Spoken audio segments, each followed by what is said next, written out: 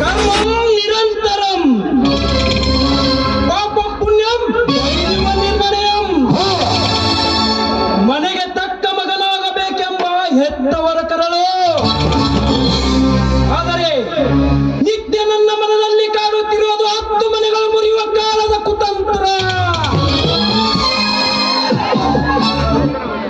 ಮನೆಯವರಿಗೆ ಬೇಕಾಗಿರುವುದು ನಿತ್ಯ ನ್ಯಾಯ, ನೀತಿ, ಧರ್ಮ. ಈ ಮಾಂತೇಶನಿಗೆ ಬೇಕಾಗಿರುವುದು ನಿತ್ಯ ಕೆಂಡ ಕೆಂಡ ಕೆಂಡ ಕೆಂಡ ಯೌವನದ ಹೆಣ್ಣುಗಳು.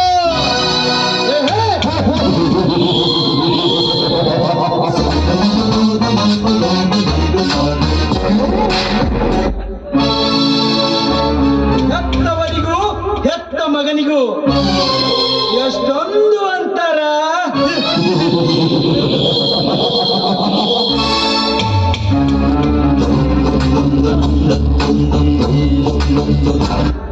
ಬಹಿರಂಗದಲ್ಲಿ ಬದುಕುವುದು ಅವರ ಕೀರ್ತಿ, ಆದರೆ ಅಂತರಂಗದಲ್ಲಿ ಬದುಕುವುದು ಈ ಮಾಂತೇಶನ ಗುರಿ.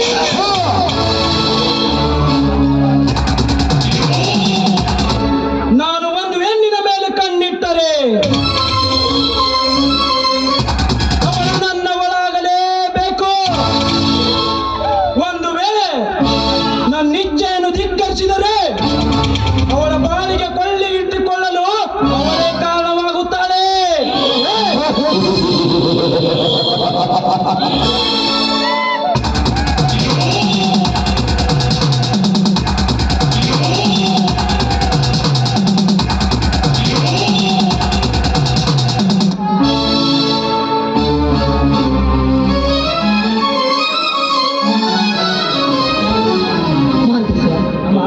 ಮುಂಜಾನಿಂದ ಮನೆಯಲ್ಲಿ ಕಾಣಿಸ್ತಾ ಇಲ್ಲ, ಎಲ್ಲಿಗಪ್ಪ ಹೋಗಿದೆ?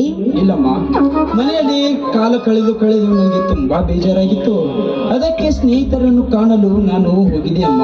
ಮಾಂತೇಶ, ನೀನು ಬೆಂಗಳೂರಿನಿಂದ ಈ ಊರಿಗೆ ಬರೋದೇ ಅಪರೂಪ. ಬಂದ್ರು ಕೂಡ 4 ದಿವಸದಲ್ಲಿ 4 ತಾಸು ಕೂಡ ಮನೆಯಲ್ಲಿ ಇರೋದಿಲ್ಲ ಅಂತೀಯ. ನಿನ್ನ ತಂದೆಯವರು ನೋಡಿದ್ರಿ ಮಹಾಂತೇಶ ಎಲ್ಲಿ ಅಂತ ಕೇಳ್ತಾನೆ ಇರ್ತಾರೆ. ಇವತ್ತು ಒಂದು ದಿವಸ ಆದ್ರೂ ನಮ್ಮ ಜೊತೆಗೆ ಮನೆಯಲ್ಲಿ ಮೊದಲು ಹಾಲು ಕುಡಿಯೋ. ಏನಮ್ಮ, ಚಿಕ್ಕ ಮಗನಿಗೆ ಹಾಲು ಕುಡಿಸಲು ಬಂದಂತೆ ಬಂದಿರುವೆಯಲ್ಲ. ಈ ನಿನ್ನ ಮಗ ಮಾಂತೇಶ ಚಿಕ್ಕ ಮಗುವಲ್ಲಮ್ಮ, ಬೆಳೆದು ನಿಂತು ಪ್ರಾಪ್ತ ವಯಸ್ಸಿಗೆ ಬಂದಿರೋ ಮಗ ಮಾಂತೇಶ. ನೀನು ಎಷ್ಟೇ ಬೆಳೆದು ದೊಡ್ಡವನಾಗಿ ದೊಡ್ಡ ಹುದ್ದೆಯಲ್ಲಿದ್ರು ಕೂಡ ಹೆತ್ತವರ ಕಣ್ಣಲ್ಲಿ ನೀನು ಯಾವತ್ತಿದ್ರು ಚಿಕ್ಕ ಮಗುನೇಪ.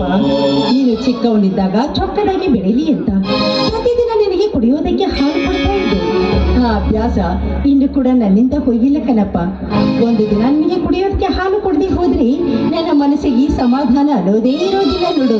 ಅದು ಅಲ್ಲದೆ ಹೆತ್ತವಳ ಕೈಯಲ್ಲಿ ಹಾಲು ಕುಡಿದ್ರೆ ಅದು ಯಾವತ್ತಿದ್ರು ಕೆಡಕಾಗೋದಿಲ್ಲ ಕಣೋ. ಅಮ್ಮ, ಹೆತ್ತವರ ಕರುಳಿನ ಪ್ರೀತಿ ತಿಳಿಯಲಾದೆ ನಾನು ಬಾಯಿಗೆ ಬಂದಂತೆ ಮಾತನಾಡಿದೆ ಅಮ್ಮ. ಈ ನಿನ್ನ ಮಗನನ್ನು ನೀನು ಕ್ಷಮಿಸಿ ಬಿಡುವಮ್ಮ. ನಾನು ಬೆಂಗಳೂರಿನಿಂದ ಬಂದಾಗೊಮ್ಮೆ ನಿನ್ನ ಕೈಯಾರೆ ಹಾಲು ಕುಡದೆ ಹೊರಗೆ ಹೋಗುವೆ. ತಾರಮ್ಮ ಹಾಲು. ಸರಿಯಪ್ಪ, ನಾನೇ ಕುಡಿಸ್ತೀನಿ ಬಾ.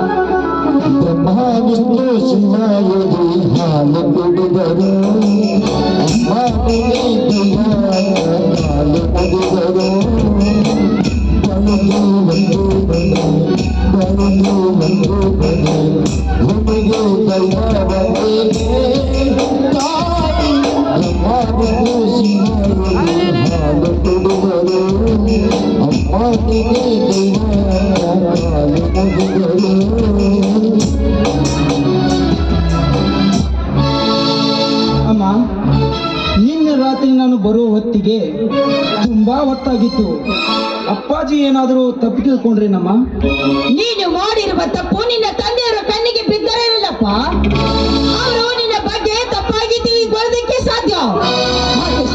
ನಿನ್ನೆ ರಾತ್ರಿ ಕುಡಿದು ಅಲಗಾಡುತ್ತಾ ಮನೆ ಬಾಗಿಲಿಗೆ ಬಂದೆ. ನಾನೇ ನಿನ್ನನ್ನು ಕೈ ಹಿಡಿದುಕೊಂಡು ಕರೆದುಕೊಂಡು ಹೋಗಿ ನಿನ್ನ ರೂಮಿನಲ್ಲಿ ಮಲಗಿಸಿದೆ. ನಿನ್ನ ಮೈ ಮೇಲೆ ಪ್ರಜ್ಞೆ ನಿನಗಿರ್ಲಿಲ್ಲ. ಈ ಮನೆತನದ ಘನತೆಯ ಬಗ್ಗೆ ಅರಿವು ಕೂಡ ನಿನಗಿರ್ಲಿಲ್ಲ. ನೀನು ಮಾಡಿರುವ ತಪ್ಪು ನಿನ್ನ ತಂದೆಯವರ ಕಣ್ಣಿಗೆ ಬೀಳಲಿಲ್ಲ. ಅದು ನಾನು ಮಾಡಿರುವ ಪುಣ್ಯ. ಅಮ್ಮ, ಇದು 10 ಜನರಿಗೆ ನ್ಯಾಯವನ್ನು ಹೇಳುವಂತ ಮನೆತನ. ಇಂಥವರ ಮನೆತನದಲ್ಲಿ ಹುಟ್ಟಿದ ನೀನು ಯಾವತ್ತಿದ್ರೂ ಒಳ್ಳೆಯದನ್ನೇ ಮಾಡಬೇಕೇ ವಿನಃ ನಿನ್ನ ಚಿಕ್ಕ ವಯಸ್ಸಿನಲ್ಲಿ ಈ ರೀತಿ ಕುಡಿಯೋದು ಜೂಜಾಟ ಆಡುವುದು ಈ ರೀತಿ ಮಾಡುತ್ತಾ ಹೋದ್ರೆ ನಿನ್ನ ಬಾಳಿಗೆ ದುರಂತ ತಪ್ಪಿದ್ದಲ್ಲ ಮಹದೇಶ. ಎಚ್ಚರಿಕೆ. ಇದೇನಮ್ಮ ನೀನು ಹೇಳುತ್ತಿರೋದು? ಈ ಕಲಿಯುಗದಲ್ಲಿ ಕುಡಿಯೋದೊಂದು ಮಹಾ ತಪ್ಪೇನಲ್ಲ. ದುಡ್ಡಿದ್ದು ದೊಡ್ಡವರಾದ ನಾವನ್ನು ಕುಡಿಯಲು ಅಂಥದ್ದೇನು ತಪ್ಪಿಲ್ಲಮ್ಮ. ಹಾಗಂತ ನೀನ್ ತಿಳಿದುಕೊಂಡಿದ್ದೀಯಪ್ಪ, ನಾವು ತಿಳಿದುಕೊಳ್ಬೇಕಲ್ಲ ಮಹದೇಶ. ಇದು ಸಂಸ್ಕೃತಿ ಸಂಪ್ರದಾಯಸ್ಥರ ಮನೆತನ. ಇಂಥ ಮನೆತನದಲ್ಲಿ ಯಾವತ್ತಿದ್ರೂ ತಪ್ಪಿಗೆ ಆಸ್ಪದವಿಲ್ಲ.